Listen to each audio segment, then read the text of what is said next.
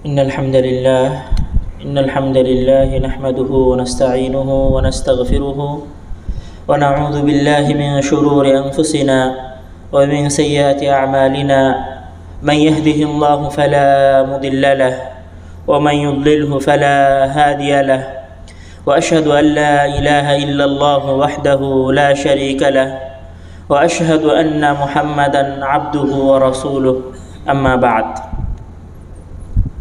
প্রশংসা আল্লাহ তাআলার জন্য, দুরুদ সালাম এবং শান্তি অবতীর্ণ হোক তার প্রেরিত সর্বশ্রেষ্ঠ রাসূল মুহাম্মদ মুস্তাফা সাল্লাল্লাহু আলাইহি ওয়াসাল্লামের উপর।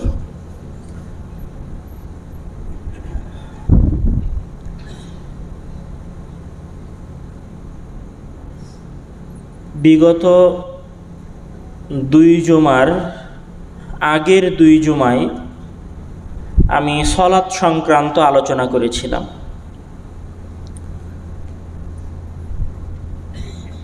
সেখানে আমরা এই আলোচনাটা শুনেছিলাম যে আজান এবং অজু এগুলো সবই সলাতের অন্তর্ভুক্ত এবং এগুলো সব একজন মানুষের মনোযোগের সহিত, ভালোবাসার সহিত পাপ মোচনের মাধ্যম হিসেবে এই ইবাদতগুলো করা উচিত, আজানের জবাব দেওয়া উচিত। এই আলোচনা আমরা শুনেছিলাম।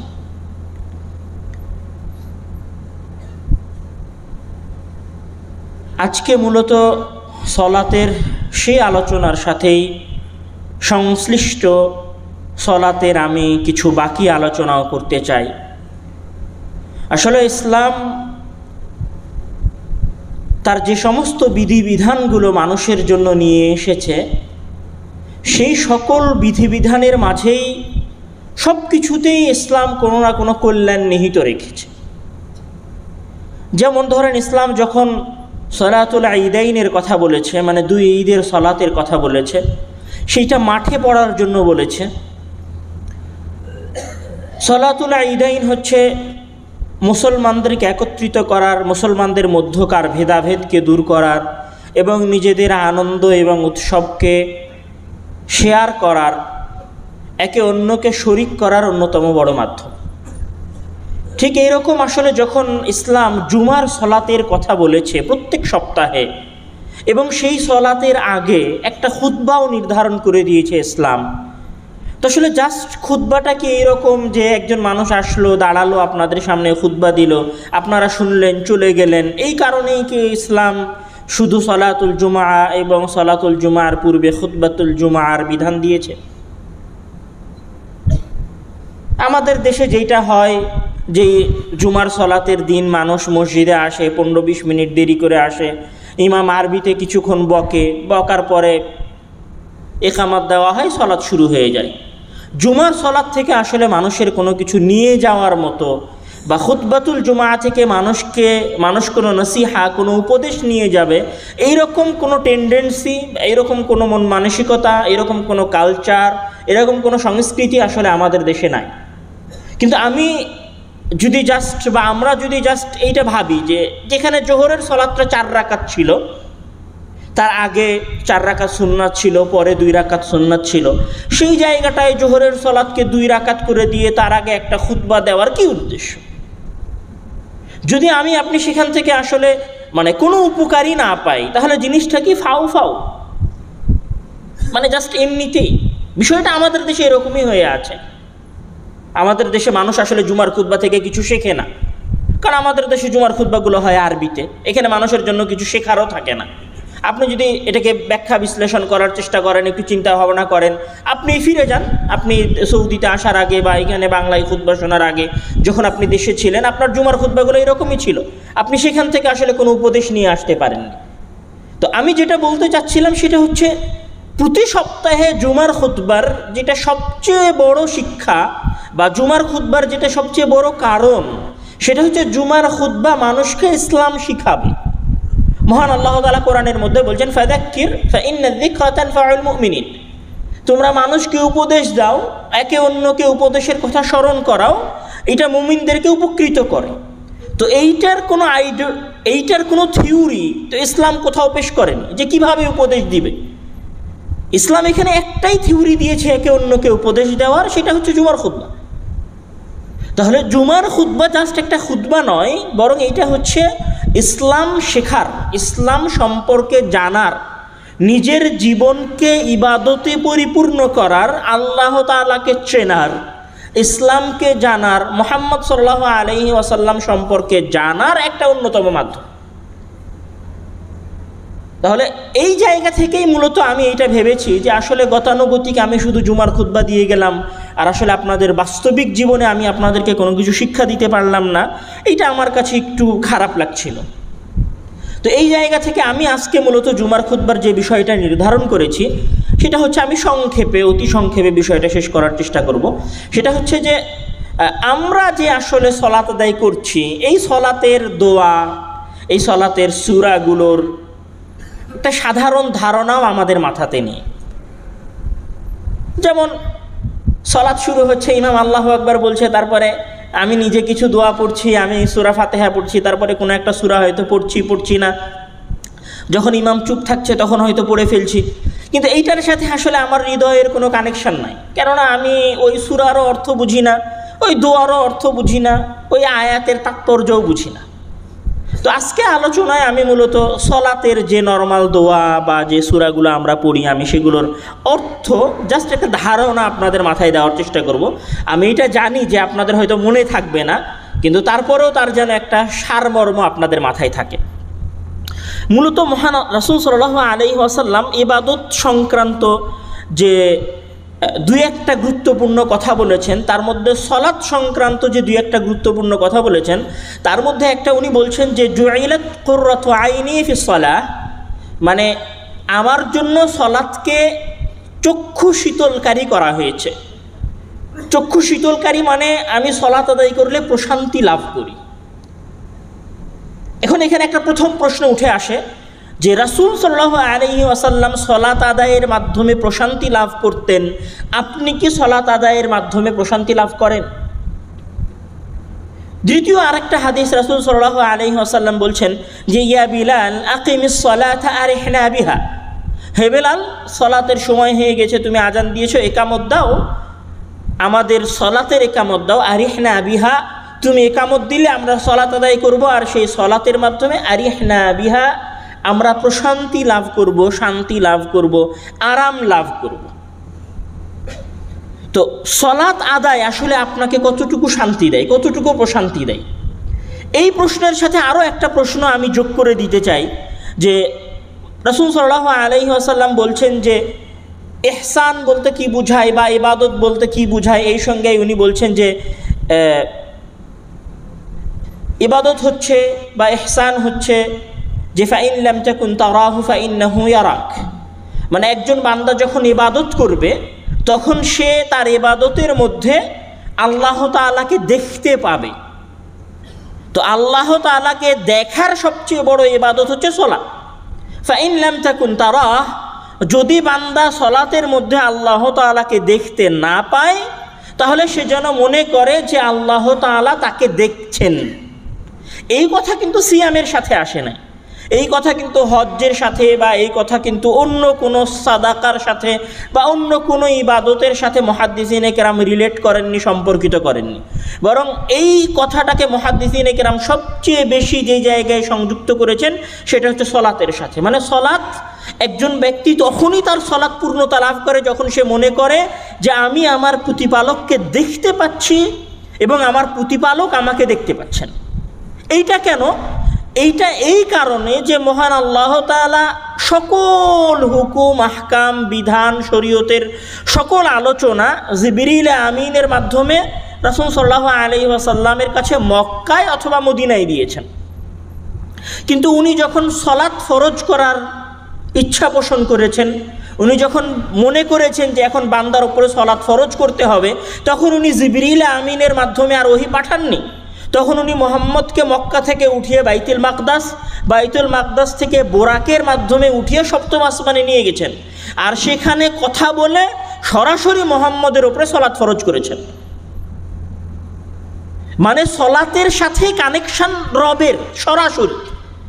সলাতের সবচেয়ে বড় বৈশিষ্ট্য ওই প্রশ্নটার সাথে, যে সলাত আদায় করে কি আপনি প্রশান্তি লাভ করেন, এই প্রশ্নটার সাথে সবচেয়ে বড় সম্পর্কিত যে বিষয়, সেটা হচ্ছে সলাতের সাথে মহান আল্লাহ তাআলার ডাইরেক্ট সরাসরি সম্পর্ক আছে। আর এই সম্পর্কটা মহান আল্লাহ তাআলা স্থাপন করে দিয়েছেন মেরাজের রাত্রিরে, লাইলাতুল ইসরায় মুহাম্মদ সাল্লাল্লাহু আলাইহি ওয়াসাল্লামকে দুনিয়া থেকে সপ্তম আসমানে উঠিয়ে নিয়ে গিয়ে সেখানে সলাত ফরজ করার মাধ্যমে। মানে একজন মানুষ যখনই সলাত আদায় করবে তখনই তার মাথার মধ্যে এই চিন্তা আসা উচিত, এই মনোভাব নিয়ে সলাতে দাঁড়ানো উচিত, এই মনোভাব নিয়ে সলাত শুরু করা উচিত যে আমি এখন আমার প্রতিপালকের সামনে দাঁড়িয়েছি, আমি এখন আমার কথাগুলো, আমার সমস্যাগুলো, আমার গুনাহের কথাগুলো আমার প্রতিপালকের সামনে বলবো। আরও একটা জিনিস এই জিনিসটাকে মজবুত করে, সেটা হচ্ছে যে সলাত শব্দের শাব্দিক অর্থটাই হচ্ছে দোয়া, মানে চাওয়া, কোনো কিছু প্রার্থনা করা। তাহলে সলাত সকল দিক থেকেই এই জায়গায় পৌঁছে গেছে নিজেকে নিয়ে, যে সলাত হচ্ছে একটা সিম কার্ডের মতো, একটা নেটওয়ার্কের মতো, যেইটার মাধ্যমে একজন বান্দা মহান আল্লাহ তাআলার সাথে কথা বলে। তাহলে কেউ যদি মসজিদে সলাত আদায় করতে আসতে চায়, সলাত আদায় করতে চায়, তাহলে প্রথম যে জিনিসটা নিয়ে তাকে সলাত আদায় করতে আসা উচিত, ওযু, আজানের জবাব, পবিত্রতা, সব কিছুর সাথে যে জিনিসটা সবার আগে জড়িত আছে, সেটা হচ্ছে আমি এখন আমার প্রতিপালকের সাথে কথা বলার জন্য যাচ্ছি। যে ব্যক্তি যে ওয়াক্তিরই সলাত আদায় করতে আসুক না কেন, যে বিষয়টা অবশ্যই মনে রাখতে হবে, যে বিষয়টা অবশ্যই স্মরণে রাখতে হবে, যেটা কোনোভাবেই ভুলে যাওয়ার মতো নয়, সেটা হচ্ছে আমি সলাত আদায়ে যাচ্ছি মানে আমার প্রতিপালকের সাথে কথা বলতে যাচ্ছি। এখানে অন্য কোনো মাধ্যম নাই, জাস্ট বান্দা এবং আল্লাহ। কোনো মাধ্যম ছাড়াই বান্দা তার কথাগুলো তার রবের কাছে পৌঁছাবে, এইটার নাম হচ্ছে সলাত। এই সলাত শুরু হয় আল্লাহু আকবার, ইমাম যখন আল্লাহু আকবার বলে তখন আসলে সলাত শুরু হয়। আল্লাহু আকবার শব্দের শাব্দিক অর্থটা হচ্ছে আল্লাহ মহান। আল্লাহ মহান মানে, আল্লাহ মহান মানে আপনি ক্ষুদ্র, আল্লাহ মহান মানে আপনি নগণ্য, আল্লাহ মহান মানে আপনি তার কৃতদাস, আল্লাহ মহান মানে আপনি তার গোলাম। এবার যখন আল্লাহু আকবার বলে সলাত শুরু হয়ে গেল, তখন আমরা সাধারণত যে দোয়াটা পড়ি, এখানে অনেকগুলো দোয়া আছে, যে যেইটা খুঁজে সেটা পড়তে পারে।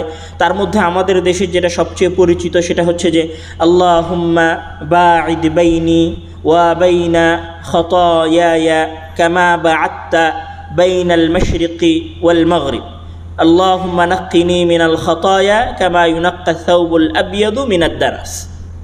এই যে দোয়াটা আমরা সলাতের শুরুতে পড়ি, এই দোয়ার মধ্যে আসলে কি বলা হয়েছে? এই দোয়ার মধ্যে ক্ষমা প্রার্থনা চাওয়া হয়েছে, মহান আল্লাহ তাআলার কাছে গুনাহের মাফ চাওয়া হয়েছে। আল্লাহুম্মা বাঈদ বাইনি ওয়া বাইনা খাতায়া, হে আল্লাহ তুমি আমার মাঝে এবং আমার পাপের মাঝে দূরত্ব সৃষ্টি করে দাও, আমার মাঝে এবং আমার গুনাহের মাঝে দূরত্ব সৃষ্টি করে দাও। কামা বা'আদতা, যেমন দূরত্ব তুমি সৃষ্টি করেছো বাইনাল মাশরিক ওয়াল মাগরিব, পূর্ব এবং পশ্চিমের মাঝে। আল্লাহুম্মা নাক্কিনি, হে আল্লাহ তুমি আমাকে পরিষ্কার করে দাও, পরিচ্ছন্ন করে দাও, ধুয়ে দাও। কামা ইউনাক্কা সাওবুল আবিয়াদু মিনাদ দানাস, যেভাবে ইউনাক্কা সাওবুল আবিয়াদ, সাদা কাপড়কে পূর্ণরূপে পরিষ্কার করা হয়। মানে নাক্কা ইউনাক্কা শব্দটা, নাক্কা ইউনাক্কা বুঝায় মানে এমনভাবে পরিষ্কার করা, যেই পরিষ্কার করার পর সেখানে বিন্দু মাত্র কোনো দাগ, কোনো ময়লার ভাব থাকে না, এরকম করে পরিষ্কার করাটাকে মূলত তানকিয়া, নাক্কা ইউনাক্কা ওখান থেকে এসেছে। তো তুমি আমাকে একদম সাদা ধবধবে কাপড়ের মতো পরিষ্কার এবং পরিচ্ছন্ন করে দাও আমার পাপসমূহ থেকে। তাহলে এই দোয়া দিয়ে আপনি আপনার সলাত শুরু করছেন। এটা কিন্তু আল্লাহু আকবার বলার পরে আমরা সবাই পড়ি, অনেকেই আরও দোয়া পড়ে। সব দোয়ার মধ্যেই এই রকমই ক্ষমা প্রার্থনার কিছু অর্থ আছে। তাহলে আপনি প্রথমে আল্লাহু আকবার বললেন, তারপরে ইস্তিগফারের দোয়া করলেন, মানে সলাত আল্লাহু আকবার পড়ার পরে আমরা আল্লাহ তাআলার কাছে ক্ষমা প্রার্থনা করি, এটা বোঝা গেল। তারপরে দ্বিতীয় যে বিষয়টা আসছে যে আমরা ইমামের সাথে কোরআন সূরা ফাতিহা পড়ি। লা সলাতা ইল্লা বিফাতিহাতিল কিতাব, সলাত হয় না সূরা ফাতিহা ছাড়া, মানে সূরা ফাতিহা পড়তেই হবে সলাতে, তাহলে সলাত হবে। তো এই সূরা ফাতিহার অর্থটা কি? সূরা ফাতিহার শুধু অর্থ না, সূরা ফাতিহার একটা বিশাল তাৎপর্য আছে। সেই তাৎপর্যটাকে যদি আমি একটু সংক্ষেপে বলতে চাই, তাহলে মহান আল্লাহ তাআলা বলছেন যে আলহামদুলিল্লাহি রব্বিল আলামিন, প্রশংসা বিশ্বজগৎ সমূহের প্রতিপালকের জন্য, সকল প্রশংসা বিশ্বজগৎ সমূহের প্রতিপালকের জন্য। আর রহমানির রহিম, যিনি পরম করুণাময় ও দয়ালু। মালিক ইয়াউমিদ্দিন, যিনি বিচার দিবসের মালিক। এরপরে ইয়াকা না'বুদু, মালিক ইয়াউমিদ্দিন, ইয়াকা না'বুদু ওয়া ইয়াকা নাস্তাঈন, ইহদিনাস সিরাতাল মুস্তাকিম, সিরাতাল্লাযীনা আন'আমতা আলাইহিম গায়রিল মাগদুবি আলাইহিম ওয়ালাদ-দাল্লিন। প্রথম 3-4 আয়াতে, প্রথম 3 আয়াতে মহান আল্লাহ তাআলা নিজের প্রশংসা করেছেন। কীরকম প্রশংসা? 3 ধরনের প্রশংসা করেছেন, 4 ধরনের প্রশংসা করেছেন। এক, যে তিনি তার সকল কাজের জন্য, সকল কর্মের জন্য, সকল সিফাত এবং বৈশিষ্ট্যের জন্য প্রশংসিত। আমি আব্দুর রহমান, আমি আমার জীবনের সকল কাজের জন্য প্রশংসিত নই। আপনি আপনার জীবনের সকল সিদ্ধান্তের জন্য আপনার সমাজে প্রশংসিত নন। আপনার কিছু সিদ্ধান্ত ঠিক, কিছু সিদ্ধান্ত ভুল। আপনার স্ত্রীর কিছু সিদ্ধান্ত ঠিক, কিছু সিদ্ধান্ত ভুল। আমাদের দেশের সরকারের কিছু সিদ্ধান্ত ঠিক, কিছু সিদ্ধান্ত ভুল। পৃথিবীর সকল মানুষের বৈশিষ্ট্য হচ্ছে যে মানুষ ভুল করে, মানুষ তার সকল কাজের জন্য প্রশংসিত নয়। কিন্তু আল্লাহ তাআলা তার সকল কাজের জন্য প্রশংসিত। এইটা হচ্ছে আল্লাহ তাআলার প্রথম বৈশিষ্ট্য, যেটা উনি সূরা ফাতিহার শুরুতে বলেছেন। দ্বিতীয় কথা উনি বলেছেন যে রব্বিল আলামিন, উনি হচ্ছেন বিশ্বজগৎ সমূহের প্রতিপালক, মানে এই পুরো পৃথিবী উনি একাই পরিচালনা করেন। এখানে ওনার উপরে ক্ষমতাধর কেউ নাই। এই ক্ষমতা, এই পরিপূর্ণতার সাথে ওনার তৃতীয় যে বৈশিষ্ট্য, সেটা হচ্ছে আর রহমানির রহিম। উনি ক্ষমতার সাথে দাম্ভিকতা দেখান না। উনি ওনার মিল্কিয়াতের সাথে, ওনার রাজত্বের সাথে অন্যের উপরে জুলুম করেন না, অন্যের উপরে অত্যাচার করেন না, বরং আর রহমানির রহিম, তিনি হচ্ছেন পরম করুণাময় এবং দয়ালু। পরম করুণাময় এবং দয়ালু বলার সাথে সাথে উনি বলেছেন যে মালিক ইয়াউমিদ্দিন, উনি বিচার দিবসের মালিক, মানে যেই দিন মানুষকে প্রতিদান দেওয়া হবে সেই দিন ওনার কাছে সকল ক্ষমতা থাকবে। এই কয়েকটা কথা যখন বলা হয়ে গেল, তখন এবার বান্দা বলছে, মানে আপনি বলছেন ইয়াকা না'বুদু, আমি তোমার দাসত্ব করি। না'বুদু শব্দটার শাব্দিক অর্থ হচ্ছে রাস্তার ধুলার মতো ক্ষুদ্র, রাস্তার ধুলার মতো নরম, রাস্তার ধুলার মতো নগণ্য হয়ে দাসত্ব করা। এটা না'বুদু শব্দের অর্থ। ইয়াকা না'বুদু, আমরা তোমারই দাসত্ব করি, ওয়া ইয়াকা নাস্তাঈন, এবং এই দাসত্ব করার ক্ষেত্রে তোমার কাছেই সাহায্য প্রার্থনা করি। তারপরে এবার বান্দা বলছে যে ইহদিনাস সিরাতাল মুস্তাকিম, সুতরাং তুমি আমাদেরকে সহজ সরল সঠিক পথ দেখাও। সিরাতাল্লাযীনা আন'আমতা আলাইহিম, যাদের প্রতি তুমি করুণা করেছো, নিয়ামত বর্ষণ করেছো। গায়রিল মাগদুবি আলাইহিম ওয়ালাদ-দাল্লিন, আমাদেরকে তাদের অন্তর্ভুক্ত করিও না যাদের প্রতি তুমি রাগান্বিত হয়েছো এবং যাদেরকে তুমি পথভ্রষ্ট করে দিয়েছ, বা যারা নিজেরা পথভ্রষ্ট হয়ে গেছে, তুমি তাদের অন্তর্ভুক্ত আমাদেরকে করিও না। তাহলে সূরা ফাতিহার 2টা অংশ, একটা হচ্ছে আল্লাহর সাথে সংশ্লিষ্ট, আর একটা হচ্ছে বান্দার প্রয়োজনের সাথে সংশ্লিষ্ট। মানে আপনি যখন সূরা ফাতিহা পড়ছেন, আপনি প্রথমত আপনার রবের প্রশংসা করছেন, আপনার রবের স্বীকৃতি দিচ্ছেন, আপনার রব কত মহান সে কথা বলছেন।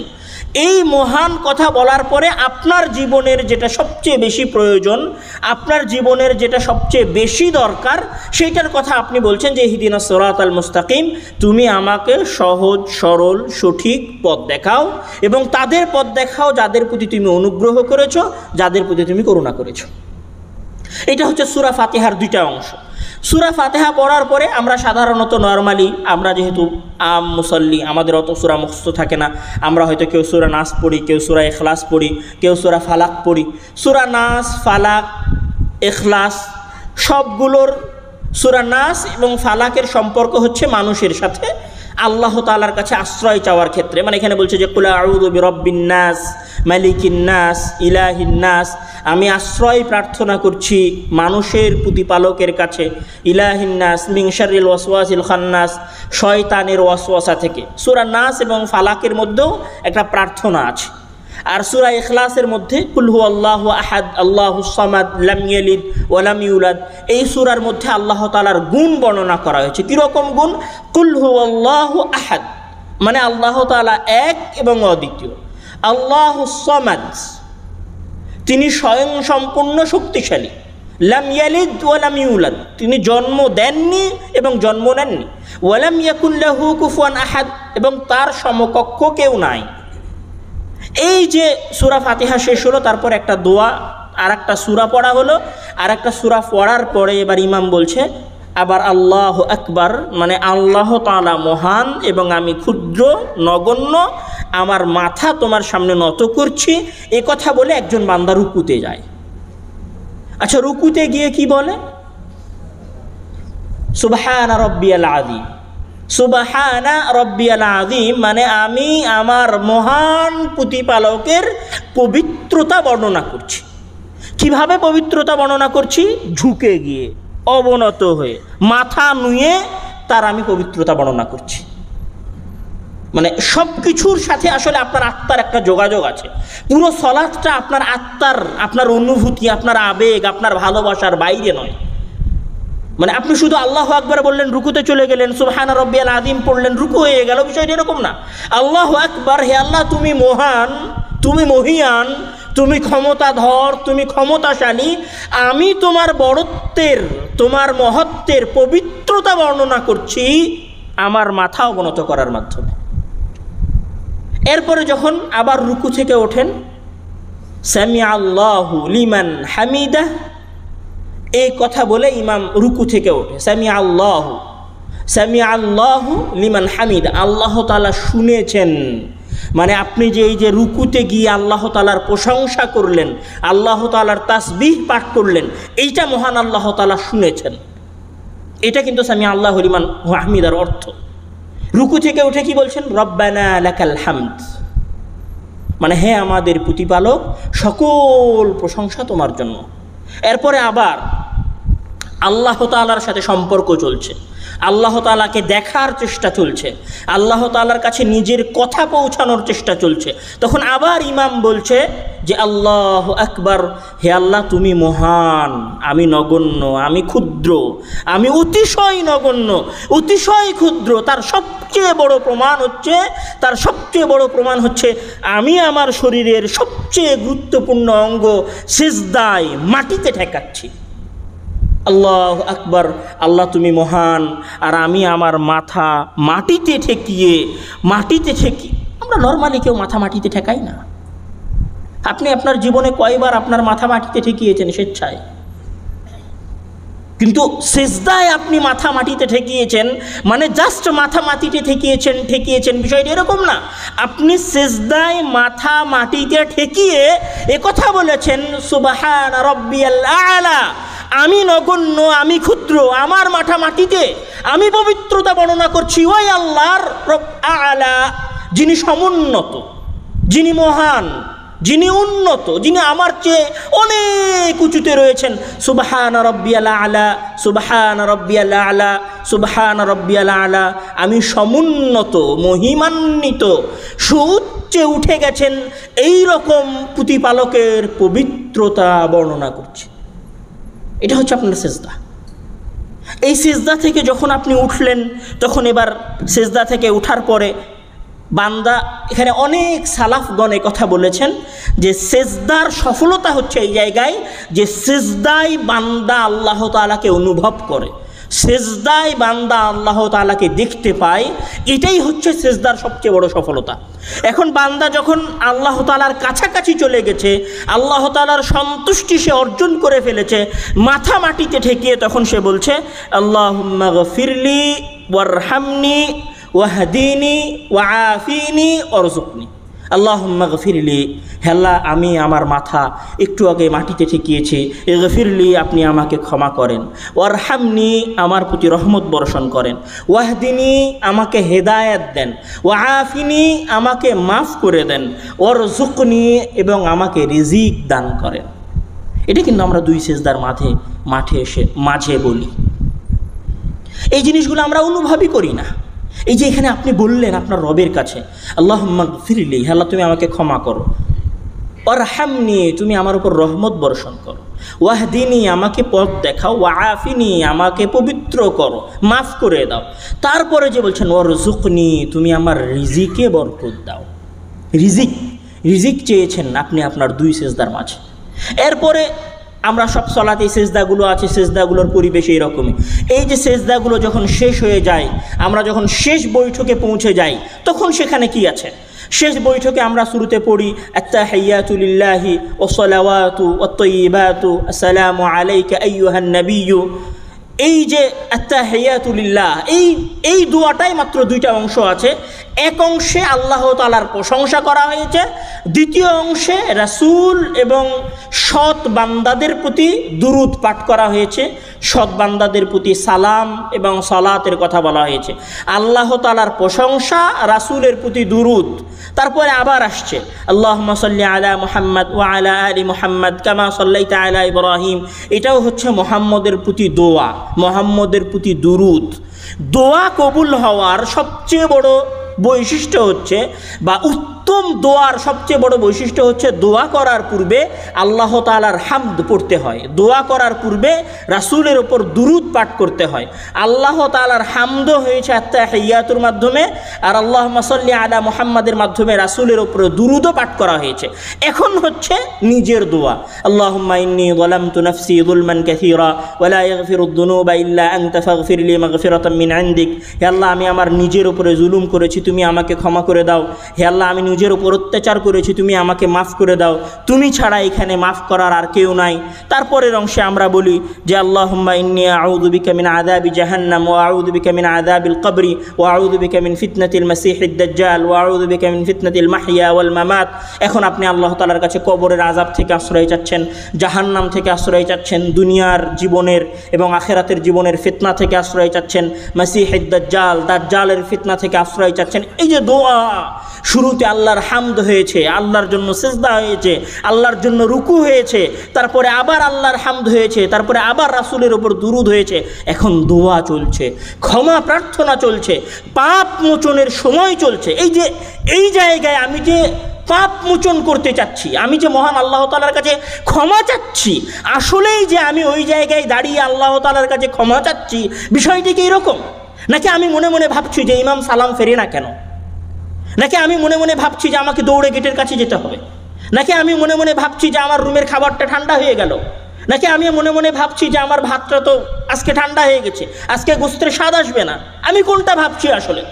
ওই জায়গায় দাঁড়িয়ে আপনি আপনার রবের সামনে দাঁড়িয়ে, আপনি আপনার প্রতিপালকের সামনে কথা বলা অবস্থায় আপনি তাকে বলছেন যে আল্লাহুম্মা ইন্নী আউযু বিকা, হে আল্লাহ আমি তোমার কাছে, মানে দূরের কেউ না, তার কাছে আশ্রয় চাচ্ছেন না, তোমার কাছে, যাকে আপনি দেখতে পাচ্ছেন, যার সামনে আপনি দাঁড়িয়ে আছেন, যিনি আপনাকে দেখছেন, তার সামনে দাঁড়িয়ে আসলে আপনি কতটুকু একাগ্রতার সাথে, কতটুকু নমনীয় হয়ে, কতটুকু ছোট হয়ে কথা বলতে পারছেন যে আল্লাহ আমি তো আমার নিজের উপরে জুলুম করেছি, তুমি আমাকে ক্ষমা করে দাও, তুমি আমাকে জাহান্নামের শাস্তি থেকে মাফ করে দাও, তুমি আমার কবরের আযাব মাফ করে দাও। নাকি জাস্ট মুখে পাঠ করে ফেললেন? সলাত মহান আল্লাহ তাআলার সাথে বান্দার কথা বলার অন্যতম একটা মাধ্যম, অন্যতম একটা জায়গা। সলাতের সবচেয়ে বড় বৈশিষ্ট্য হচ্ছে সলাত আদায় করলে বান্দার হৃদয়ে প্রশান্তি লাভ করে, সলাতের মাধ্যমে বান্দা তার প্রতিপালকের সাথে কথা বলতে পারে। মহান আল্লাহ তাআলা আমাদের প্রত্যেককেই মনোযোগের সহিত এবং সলাতের দোয়ার নরমাল স্বাভাবিক অর্থগুলো বুঝে সলাত আদায় করার তৌফিক দান করুন। আল্লাহুম্মা আমিন। ওয়া আখিরু দাওয়ানা আলহামদুলিল্লাহি রাব্বিল আলামিন। إن الحمد لله وحده والصلاة والسلام على من لا نبي بعده. أما بعد، يا عباد الله، إن الله وملائكته يصلون على النبي فصلوا عليه وسلموا تسليما. اللهم صل على محمد وعلى آل محمد كما صليت على إبراهيم وعلى آل إبراهيم إنك حميد مجيد. اللهم بارك على محمد وعلى آل محمد كما باركت على إبراهيم وعلى آل إبراهيم إنك حميد مجيد. اللهم أعز الإسلام والمسلمين ودمر أعداء الدين. اللهم أعز الإسلام والمسلمين ودمر أعداء الدين وانصر المسلمين في كل البلاد. اللهم احفظ بلادنا وبلاد المسلمين. اللهم احفظ حدودنا وحدود بلاد المسلمين. اللهم اغفر لنا، اللهم اغفر لنا ذنوبنا، اللهم اغفر لنا ذنوبنا، اللهم اغفر لنا ولوالدينا ولوالدي والدينا. اللهم اغفر لنا من حينا وميتنا. اللهم اغفر لنا من حينا وميتنا. اللهم آمين. وآخر دعوانا الحمد لله رب العالمين. والسلام عليكم ورحمة الله وبركاته.